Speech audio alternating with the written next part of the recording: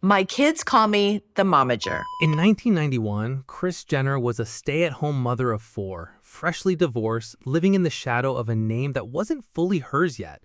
Nobody in Hollywood knew who she was. Nobody had reason to. She wasn't an actress. She wasn't a producer. She was just a mom trying to keep a household of kids fed, clothed, and pointed in some kind of direction after her marriage to Robert Kardashian ended. What almost nobody could have predicted is that within 2 decades, this same woman would build one of the most talked about family businesses in modern entertainment. Not by acting, not by singing, but by managing. By understanding better than almost anyone in the industry that a family could be a brand, and a brand could be an empire. It's 4:30 a.m. Why is no one ready? Am I the only one awake? This is the story of how Kris Jenner stopped trusting other people to manage her children's careers and started doing it herself. Let's rewind. By the mid-2000s, the family had already brushed up against fame more than once. Robert Kardashian, Kris's ex-husband, had been part of the legal team during the O.J. Simpson trial in the 1990s, and that alone had put the Kardashian name into American living rooms. But being known and being in control of your own image are two very different things. For years, the kids' various ventures, small modeling gigs, minor business deals, brand appearances, were handled the way most young stars' careers were handled, through outside managers, agents, and handlers who took their cut and made their calls, often without much regard for the bigger picture the family wanted to build. Kris watched this from the sidelines for a while, and what she saw frustrated her. She saw opportunities getting missed. She saw deals that undersold what she believed her children were worth. She saw people managing pieces of her kid's image without any coherent plan for the whole. To Kris, it looked like a puzzle nobody was actually trying to solve, because nobody else had the full picture the way she did. Nobody else understood the family dynamic, the strength, the story, the way she did. So she made a decision that at the time seemed almost reckless. She decided that if anyone was going to manage her children's careers, it was going to be her. My kids call me the Momager because I am truly the biggest cheerleader for my family and my kids. There's nothing more that I love than helping them create whatever it is that they want to do. It wasn't a single dramatic firing, the kind you'd see staged for cameras. It was more of a slow, deliberate takeover, one project at a time, one negotiation at a time. Kris inserting herself into conversations that used to happen without her, until eventually she wasn't in the room as the mom anymore. She was in the room as the person calling the shots. This is where the Momager era really begins. When Keeping Up with the Kardashians launched in 2007, most industry insiders treated it as a minor reality show, a curiosity riding on the family's tabloid notoriety, likely to fade within a season or two. Kris didn't see it that way. She saw a vehicle. Where other managers might have seen a TV show as the endpoint, Kris saw it as the beginning of something much bigger, a platform that could sell not just one person's image, but an entire family's, across fashion, beauty, fragrance, television, and eventually tech. She negotiated deals, she fielded offers, she decided which brand partnerships were worth pursuing and which ones would dilute the family's image. She pushed her daughters into business ventures that traditional managers might have considered too risky or too far outside their lane. Clothing lines, app-based games, cosmetics companies, and she did it with an instinct that came less from formal training and more from decades of watching what worked and what didn't in the media she'd grown up around. I'm a mom, I'm a grandmother, I'm running businesses. There's Kylie Cosmetics, and there's Kylie Skin, Kylie Baby, Skims, Good American, 818, KKW Fragrance, Arthur George, the Hot Sauce Company, Halfway Dead, Safely. Can just one person be lazy in this family? What did I leave out? Probably something.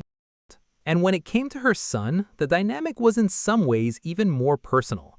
Rob Kardashian's public journey was different from his sister's. He didn't always seek out the spotlight the way some of his siblings did, and for years his path in the family business felt less defined. There were ventures, a sock line called Arthur George, appearances on the family shows, moments where he stepped into business roles alongside his mother and sisters, but his career never quite followed a single, clean trajectory the way Kim's or Kylie's did.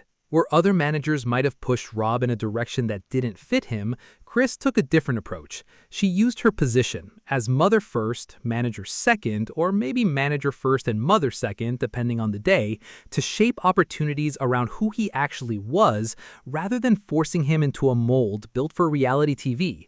It wasn't always smooth. Rob's relationship with fame was more complicated than his sister's, and the family has been candid, on camera and off, about the tension that's sometimes created. But through it all, Kris stayed the connective tissue between her son and the business machine the family had built, the person negotiating on his behalf, advocating for him, and trying to protect a version of his story that outside handlers, less invested in him personally, might not have bothered to protect. To understand why this worked, it helps to understand what Kris was actually doing differently from a conventional Hollywood manager.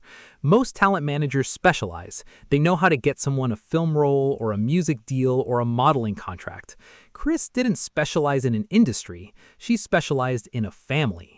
That meant she wasn't just thinking about the next opportunity in isolation. She was thinking about how a fragrance deal for one daughter might affect a clothing line for another, how a magazine cover might set up a TV storyline 6 months later, how a single Instagram post could function as a billboard for 3 different businesses at once. This is, in a sense, a kind of vertical integration that traditional entertainment management rarely attempts because it requires a level of access and trust that outside handlers simply don't have. An agent can push for a deal. A manager can shape a narrative, but almost none of them can coordinate across 5 or 6 distinct personal brands simultaneously because those brands belong to different clients who each have their own representation, their own priorities, their own competing interests.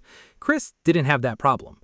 Her clients were her daughters. There was no conflict of interest to manage because the interests were, by design, aligned from the start. That structural advantage shows up clearly when you look at how each daughter's business ventures developed. Kim's path leaned into beauty and shapewear, eventually growing into ventures like KKW Beauty and Skims. Kourtney built her brand around wellness and lifestyle content. Khloe moved into denim and body-positive apparel. Kylie's cosmetics line became for a period one of the most talked about beauty launches in modern retail history, turning her into one of the youngest self-made entrepreneurs to reach billionaire status according to various financial outlets that tracked her company's valuation. None of these ventures happened in a vacuum. Each one was calibrated to avoid stepping on the others, positioned so that the sisters were rarely direct competitors and more often complementary parts of a single commercial ecosystem. That kind of calibration doesn't happen by accident. It happens because someone is sitting at the center of it all, making sure the pieces fit. It's worth noting, too, that this model wasn't without its critics.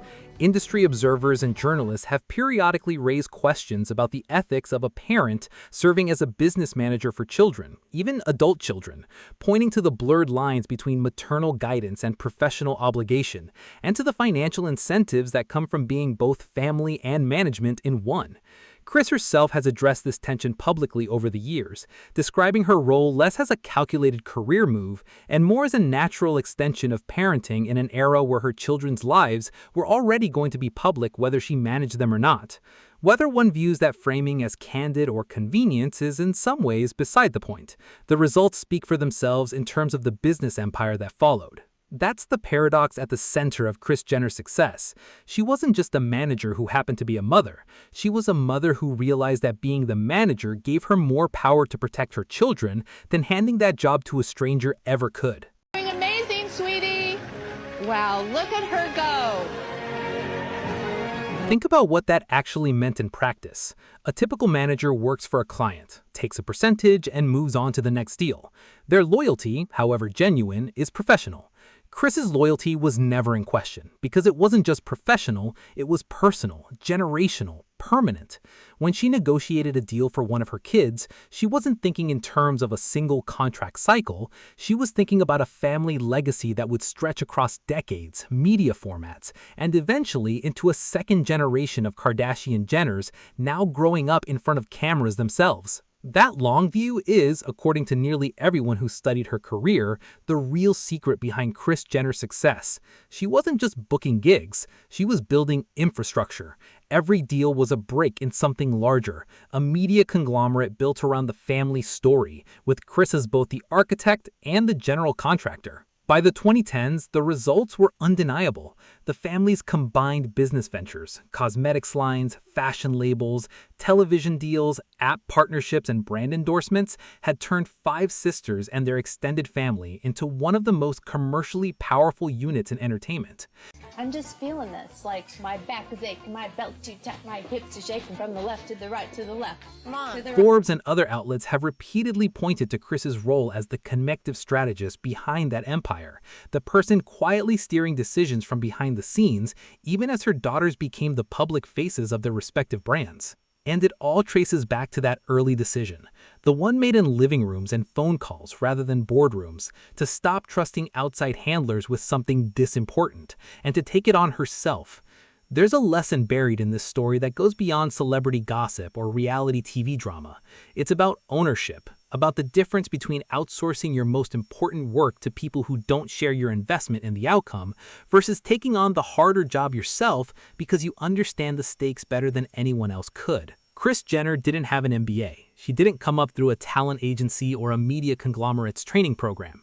What she had was an intimate understanding of her own family, an instinct for what audiences responded to, and the refusal to let anyone else make decisions about her children's futures that she didn't fully trust. It's easy to reduce her story to punchlines about momager jokes and reality TV tropes, but underneath the tabloid headlines is a genuinely instructive business story, a woman who looked at an industry that wasn't built to prioritize her family's long-term interests, and instead of adapting to that industry's rules, she rewrote them. She turned herself from a mother watching from the sidelines into the single most influential figure in her children's careers, sons included. Today, whether you view the Kardashian-Jenner empire as a cultural phenomenon worth admiring or an example of fame taken to its logical extreme, one thing is hard to dispute. None of it would have taken the shape it did without Kris Jenner deciding at a pivotal moment that she wasn't going to let anyone else manage what mattered most to her. She didn't just fire a manager and hire a better one. She looked at the job, decided no one alive would care about the outcome as much as she did, and became the manager herself. And in doing so, she didn't just launch her children's careers. She built a family into a business, and a business into a legacy. One negotiation, one decision, one calculated risk at a time. That's the real story behind the momager myth. Not a joke, not a meme, a strategy executed with more precision, patience, and long-term thinking than most professional managers in Hollywood ever bring to the table. Subscribe. See you in the next one. Hi guys, I'm Kris Jenner. Come on in.